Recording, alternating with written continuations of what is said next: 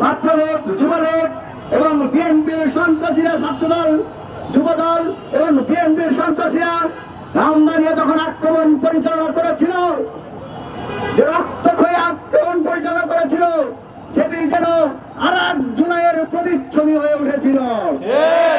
সেই রক্তক্ষয়ী হামলা ঠেকানোর জন্য সেনাবাহিনী যখন ক্যাম্পাসে প্রবেশ করতে চেয়েছে, শিক্ষার্থীদেরকে বাঁচাতে চেয়েছে, তখন এই দালাল ভিসি কুলাঙ্গার মাসুদ সে সেনাবাহিনীদেরকে ক্যাম্পাসের ভিতরে ঢুকতে অনুমতি দেয় নাই।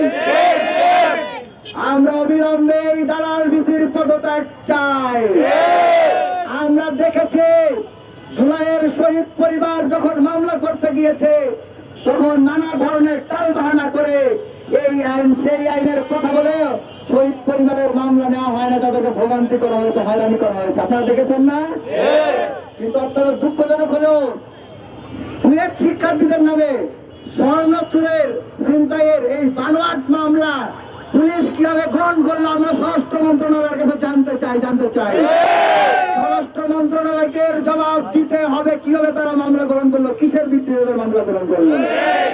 আমরা দেখেছি কুয়েট শিক্ষার্থীরা মার্চ টু কর্মসূচি ঘোষণা করে খোলা আকাশের নিচে বসবাস করছে।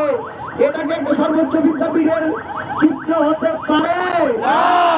শিক্ষার্থীরা জাতির মেরুদণ্ড আজ তাদেরকে রাস্তায় বসিয়ে দিয়েছে, খোলা আকাশের নিচে ফেলে দিয়েছে এই কুখ্যাত ভিসি। আমরা অবিলম্বে এই কুয়েট ভিসির পদত্যাগ চাই, এই দালাল ভিসির পদত্যাগ চাই।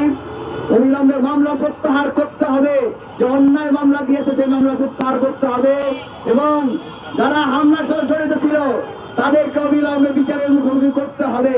একই সাথে আপনারা দেখেছেন বিভিন্ন রাষ্ট্রীয় পৃষ্ঠপোষকতা সহ বিভিন্ন মদতে বিভিন্ন মানুষের শেল্টারে আওয়ামী লীগ পুনর্বাসিত হচ্ছে।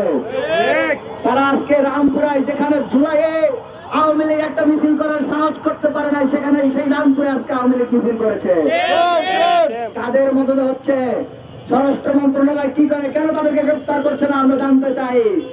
অবিলম্বে কাল বিলম্ব না করে আওয়ামী লীগকে নিষিদ্ধ করুন, জুলাই গণহত্যার বিচার করুন, জুলাই ঘোষণাপত্র প্রদান করুন, কুয়েট ভিসিকে পদত্যাগ করতে হবে, হামলাকারীদের বিচার করুন, কুয়েট শিক্ষার্থীদের পাশে দাঁড়ান।